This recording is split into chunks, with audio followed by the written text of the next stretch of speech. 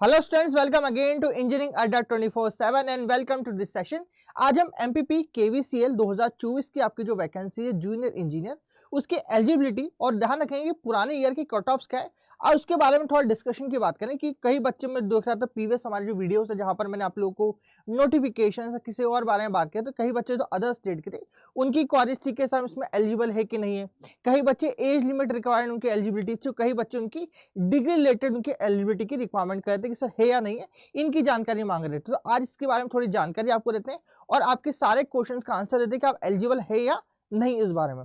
तो स्टार्ट करते हैं इसके बारे में। आपका जो नोटिफिकेशन आया था हमारा एमपीपी केवीएल का, जहां पर कि ये हमारे एमपी ऑनलाइन के ऊपर रखा हुआ है, तो इसकी 25वें पेज के ऊपर चले जहां पर कि आप लोगों को मिनिमम एलिजिबिलिटी आपकी जो basic on your 10th 12th या फिर आपकी बीटेक के माध्यम से एक एक पोस्ट के बारे में बात करें।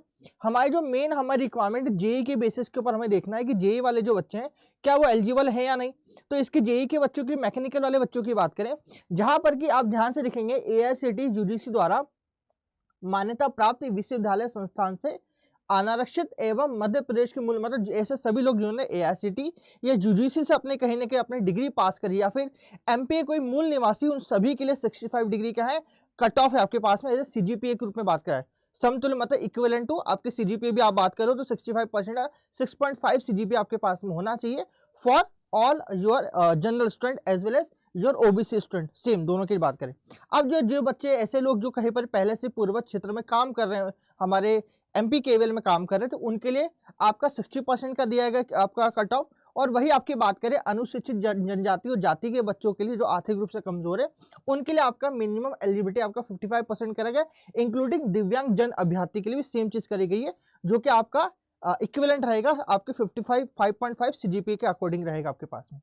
सेम चीज बात करें आपके पास में संयंत्र इलेक्ट्रॉनिक प्रशिक्षु की बात करें, जेई की बात करें हमारे पास में, तो सेम आपके पास 65% सभी अदर स्टेट के वाले बच्चों के लिए जो यूजीसी या एआईसीटी से कहीं डिग्री लिए। एमपी के बच्चे जो मूल निवासी इनके पास के या तो जनरल के या फिर ओबीसी के बच्चे 65% एलिजिबिलिटी। पूर्वज क्षेत्र वाले बच्चों के लिए जो कहीं कंपनी में काम करें 60%। जाति अनुसूचित जनजाति के लोग, जिन लोगों के बच्चे जिन लोग जो एग्जाम दे रहे हैं या फिर दिव्यांग जन के बच्चे जो अभी एग्जाम दे रहे हैं उनके लिए 55% की एलिजिबिलिटी है। सेम आपकी सभी चीजों में हो जाएगी, सिविल के अंदर, मैकेनिक के अंदर, इलेक्ट्रॉनिक, सभी में एक जैसी एलिजिबिलिटी आपको यहाँ पर दी हुई है। या फिर हम बात करें वितरण और पारेषण संयंत्र की बात करें, सेम एलिजिबिलिटी यहाँ पर भी है। 65% जनरल के अंदर आपकी हो जाती है विथ ओबीसी, 60% आपकी जो कंपनी में काम करे उन लोगों के लिए, 55% अनुसूचित जाति अनुसूचित जनजाति के बच्चे और अभ्यर्थी जो कि आर्थिक रूप से कमजोर या फिर दिव्यांग हैं उनके लिए 55% की एलिजिबिलिटी है विथ इक्विवेलेंट टू 5.5 सीजीपीए की हम बात करें। इसके अलावा आपको 5% की कुछ रिलैक्सेशन भी दिया गया, इसको यहाँ पर आप लोग मिनिमम देख लेंगे। इसके बाद बात करें, कई बच्चे पूछे थे कि सर बाहर के बच्चे इसके एलिजिबल है या नहीं है, तो बच्चों ध्यान दीजिएगा, कभी मैं इसको आगे आप लोगों को पार्ट इसकी में थोड़ा आगे बात करूँ, जेई से आगे बढ़ के बात करूँ, तो नीचे की तरफ मैं इसको थोड़ा स्क्रॉल डाउन कर लूँ आप लोगों के लिए, तो बस यहीं पर ही आप ध्यान देंगे। या थर्ड आपका जो पैरा है यहाँ पर बहुत ही इंपॉर्टेंटली बात कर रहा है कि आपकी कितनी उम्र होना चाहिए, आपकी इसके लिए एज लिमिट कितनी होना चाहिए। तो बोल रहा है कि 1 जनवरी 2024 तक आपकी गणना की जाएगी। मिनिमम एलिजिबिलिटी मतलब मिनिमम एज आपके 18 साल होना चाहिए और मैक्सिमम एज आपकी 33 होना चाहिए इन जनरल। कभी आप बाहर के स्टेट से फॉर्म भरते हैं तो आपकी एलिजिबिलिटी होना चाहिए। देखो यहाँ पर कभी नहीं, आप अदर स्टेट के लिए कभी एलिजिबल नहीं होता तो ये बात लिखी ही नहीं होती आपके पास में। तो जितने बच्चे जो बेसिक के तौर पर बाहर के स्टेट से फॉर्म भर रहे हैं, एज ए सबको मालूम जनरल स्टूडेंट भरेंगे या फिर अनारक्षित फॉर्म पे भरेंगे, तो उनकी जब एलिजिबिलिटी होगी मैक्सिमम कितनी होगी, मेरे पास 40 होगी। सुरक्षा उप निरीक्षक और उसके लिए थोड़ी 33 होगी उनके पास में, मगर हमारे लिए जो अलग जेई की पोस्ट के उसके 40 ईयर की एज आपकी कर दी गई है। वही एमपी के मूल निवासी जो महिला लोग हैं अनारक्षित जो है एज के हैं 45 ईयर। मूल निवासी पुरुष और महिला जो कि आरक्षित के अंदर है, मतलब आरक्षित क्षेत्र के ऊपर है, उनका बेसिकली 45 ईयर का हमारा है मेरे पास में। ठीक है, ध्यान दीजिएगा इसके पास में। सेम फॉर योर एमपी के बच्चों के लिए 40 है, जो जनरल या मेरे ओबीसी के बच्चे उन लोगों के लिए। तो यहाँ पर एक बात तो क्लियर हो जाती है कि मेरे पास में जो एलिजिबिलिटी है वो आपके बाहर के स्टूडेंट जो है आउट ऑफ द मतलब एमपी के जो बाहर के स्टूडेंट है उनके लिए भी, अदर स्टेट के स्टूडेंट के लिए भी ये एलिजिबल है फॉर्म। तो बिना हिचकिचाहट के फॉर्म भरना स्टार्ट करें। अब बात करें, एक और चीज उसमें मुद्दा उठता है कि सर इसका प्रीवियस ईयर का कट ऑफ कितना था, क्योंकि ये भी हमारी बात उठती है। तो बच्चों ध्यान दीजिएगा, जब भी हम कट ऑफ के नेचर की बात करते हैं एमपी के, तो हमारे पास में ज्यादा पुराना डाटा नहीं, इसके प्रीवियस ईयर का डाटा है। यहाँ पर जो हमारी प्रिमिटिव ट्राइबल का हमारा जो अलग से लिस्ट बनती है, हमारे पास में ट्राइब की अलग से लिस्ट बनती है, तो वहां पर वो डायरेक्ट आपकी क्या होती है, सिलेक्शन होता है वहां पर, तो उनकी लिस्ट का कहीं पर भी कट ऑफ नहीं दिया जाता है। हमारे पास जो कट ऑफ एक्चुअल रूप से जब एमपीपीजीसीएल की वेबसाइट देखेंगे तो आपके पास जो कट ऑफ मिलेगा वो जनरल के स्टूडेंट के लिए आपको यहाँ पर कट ऑफ यूजुअली देखने को मिलेगा। जहां पर हम बात करें कि आपका जो पोस्ट कोड था प्लांट इंजीनियर के लिए, उसके आपकी ओपन जनरल के 78 मार्क्स थे मेरे पास में। इसके अलावा हम लोग बात करें कि आपके पास प्लांट इलेक्ट्रॉनिक वाले बच्चों के लिए 71 था, एससी वाले बच्चों के लिए था।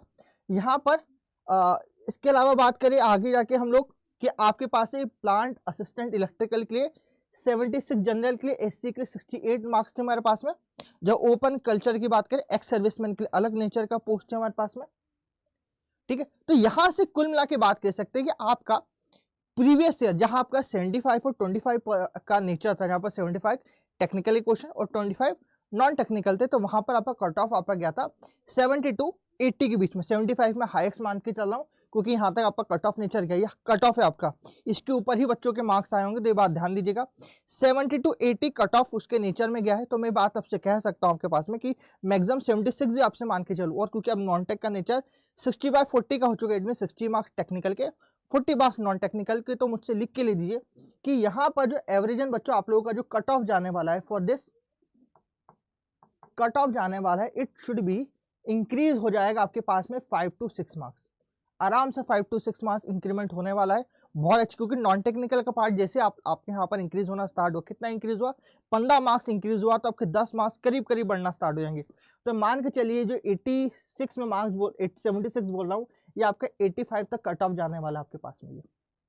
तो कट ऑफ 85 के हिसाब से मान के चलेगा, 76 मान के चल रहे हैं, तो आपके लिए सबसे बड़ी भूल होने वाली है। तो please get the marks 85 plus और आपका कट ऑफ सिलेक्शन जनरल वाले स्टूडेंट के लिए करें। अब बात करेंगे सर ओबीसी ले करें, ओबीसी वाले बच्चे जब इसकी बात करते हैं तो इसके लिए हम +- 2 मार्क्स की सिर्फ बात करते हैं, ज्यादा अंतर नहीं आता जनरल ओबीसी के लिए। एससी वाले बच्चों के लिए बात करें 10 मार्क्स कम कर लें, मतलब इट मीन आपको मिनिमम आपको 75 मार्क्स के ऊपर ही लाना है। कभी एवरेज पेपर बनता है, हाँ कभी डिफिकल्ट पेपर बनता है, तो यहाँ पर 4-5 मार्क्स कम कर लीजिएगा, मगर एवरेज इतने मार्क्स आपको आना चाहिए कभी आपका पेपर बनता है तो, ठीक है जी। दैट्स इट, इतनी सी बात रही। इसके अलावा हम एमपीपीजीसीएल की तैयारी हमारे इंजीनियरिंग अड्डा के ऊपर करवा रहे हैं। कि आप लोगों को लगता है कि नहीं सर हमें बहुत अच्छी प्रिपरेशन की जरूरत है, क्योंकि इस मार्क्स जो है 85 मार्क्स इतने आसान नहीं आना के लिए, हमें जो प्रिपरेशन करनी, कितने महीने के लिए प्रिपरेशन, तो सर अभी फॉर्म भरना खत्म हो जाएगा 21-23 तारीख के आसपास, हमारी 23 जनवरी के आसपास हमारा फॉर्म फिल कंप्लीट हो जाएगा, तो मार्च या अप्रैल के फर्स्ट वीक में एग्जाम हो जाएगा। इट मीन्स 3 या 4 महीने मिले, 3 या 4 महीने के अंदर हम खुद से सेल्फ स्टडी करें तो बहुत मुश्किल होता है। जिस तरह का वास्ट सिलेबस हम लोग को इस बार 12 सब्जेक्ट कर दिया है, इसके लिए आप लोगों के अलग से हम लोगों ने एमपीपीजीसीएल 2024 के लिए आप लोगों के लिए महाकाल की अलग से हम लोग बैच लॉन्च कराए, जहां जिसकी प्राइस अभी बहुत ही रिड्यूस, अभी ईयर एंड के ऊपर चल रहा है, 1500 रुपए की प्राइस है, जहां पर अवेल कर सकते हैं और अपनी सिलेक्शन को कंफर्म कर सकते हैं, ठीक है जी। That's it. आप लोगों को वीडियो कैसा लगा कमेंट बॉक्स में लिखिएगा, लाइक करिए इस वीडियो को, शेयर करिए अपने दोस्तों तक जिन लोगों को जानकारी पहुंचे, और सब्सक्राइब करना भूलें इंजीनियरिंग अड्डा 24/7 को। Thank you so much.